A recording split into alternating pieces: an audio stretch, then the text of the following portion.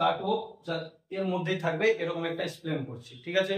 তো আমার মনোযোগ সহকারে দেখো, আমি ছোট্ট করে বেশি সময় নেব না, তোমাদের এক্সপ্লেন করছি।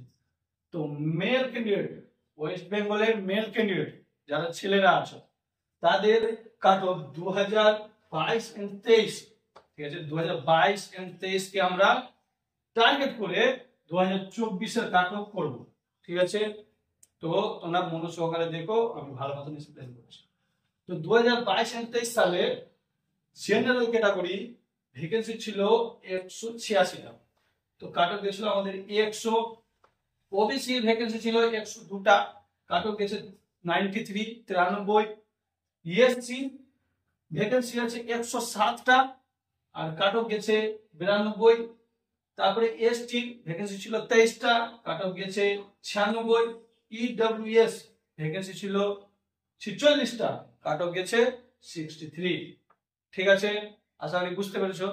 তো এটা 22 এন্ড 23, ঠিক আছে? এবার আমরা মেল ক্যান্ডিডেট 2024 এর কাট অফ নিয়ে কথা বলবো, যেটা সবচেয়ে বেশি গুরুত্বপূর্ণ, ঠিক আছে?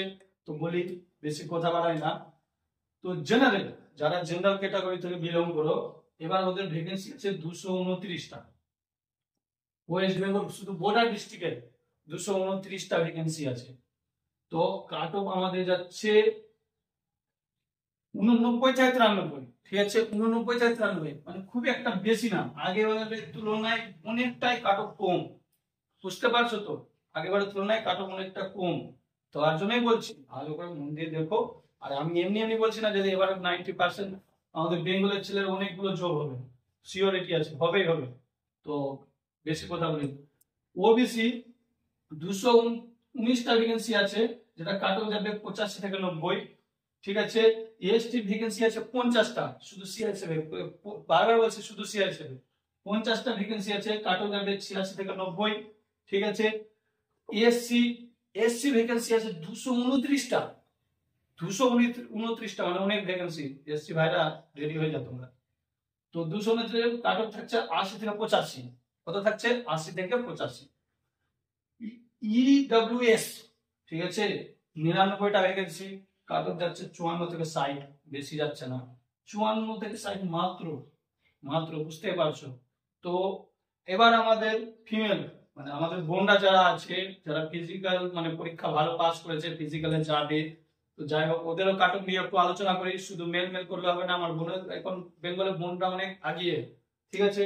তো বেশি কথা বলাই না। জেনারেল 21টা ভ্যাকেন্সি ছিল, এটা 2022 এন্ড 2023, ঠিক?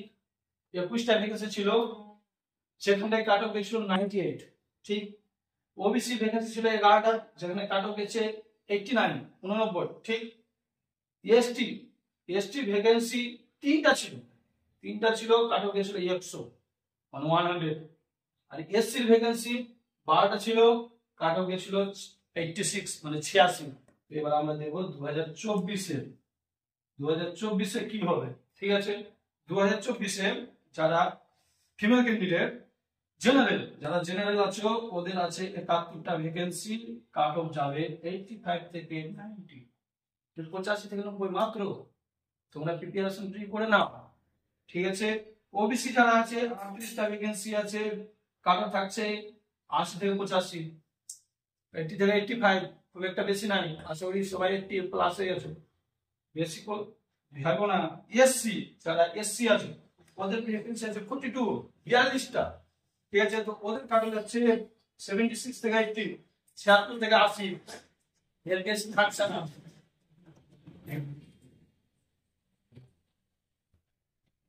তারপরে ইডব্লিউএস যেটা ভ্যাকেন্সি আছে 20টা, কাট অফ 43 থেকে 48, এখানেও বেশি কাট অফ নাই, এখানেও বেশি কাট অফ নাই, ঠিক আছে? এসটি যারা আছে, এসটির সিট আছে 8টা, কাট অফ থাকছে 90 থেকে 96, ঠিক আছে? আশা করি বোঝাতে পেরেছি, ভালো করে বোঝাতে পেরেছি। আর তবে বলি, আজকে আমরা এসএসসি জিডি 2024 সিআইএসএফ এর বর্ডার ডিস্ট্রিক্টের কাট অফ নিয়ে আলোচনা করব, ঠিক আছে?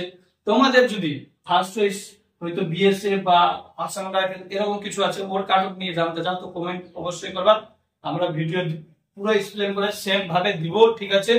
তো নেক্সট কাট অফ আমি হয়তো আসাম রাইফেলে নিয়ে আসতে পারি, আসাম রাইফেলে নিয়ে আসবো। তো বন্ধুরা তোমরা চ্যানেলটাকে লাইক এন্ড সাবস্ক্রাইব করে রাখো, যখনই আমি কোনো ভিডিও নিয়ে আসবো ফাইল করে আপডেট চলে যাবে। হ্যাঁ, ডিসক্রিপশনে টেলিগ্রামের লিংক আছে, টেলিগ্রামটাও জয়েন করে নিবা। ওখানে অনেক ধরনের স্টেট গভর্নমেন্টের জবের নোটিফিকেশন সব সময় আসতে থাকে, ঠিক আছে।